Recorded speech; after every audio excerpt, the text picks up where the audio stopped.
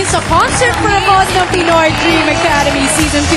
Hi, Van! Hello po. Sa pagpapatuloy po ng pagsasanay ng ating top 6 bilang mahuhusay na performers, ngayong gabi ay haharap sila sa isang practical exam. At para masanay sila sa kanilang hosting skills, sila po mismo ang nagsulat at gumawa ng introduction para sa kanyang kasama na nagsisika para sa kanyang charity na Emmaus House of Apostolate Home for the Aged. At ngayon nga, kasama ko si Van. O sige nga, Van, i-intro mo na siya. Ang first performer po ay ang naging nanay-nanayan ko sa loob ng academy. Sa saya at sa lungkot, siya ay taong laging nandyan.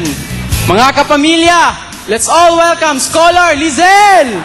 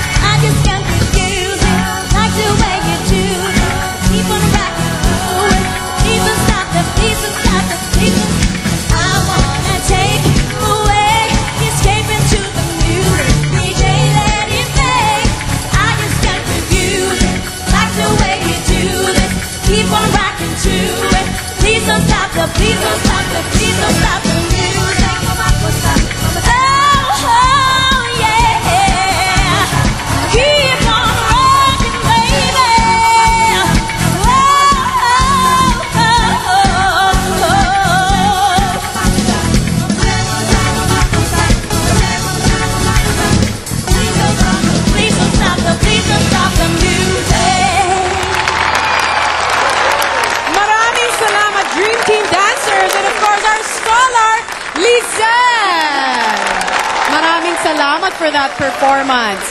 Pero gaya ng ginagawa natin dito, papakinggan natin ngayon kung ano ang komento ni Juror Kathleen. Hi, Lizelle. Good evening po. Bagay sa'yo ang mga ganitong kanta. Thank you. At saka, ang laki ng in-improve mo sa dancing mo. Thank you. Sabi ko lang, ang lakas ng iyong international appeal. Keep it up and good luck. Thank you po. Maraming salamat, Juror Kathleen. Thank you, Lizelle. You may now go back inside the academy. Pang-international appeal. Wow! Sino naman kaya ang susunod na performer at sino ang kaibigan niya na magpapakilala sa kanya? Billy? You know what, Tony? The next caller is raising funds for his charity, the Mindanao Emergency Response Network through Mindanao Tulong Bakwet. Pero, para ipakilala siya, we have Scholar Miss Sexy Chris. Ang susunod na performer ay nakilala natin bilang isang balladeer.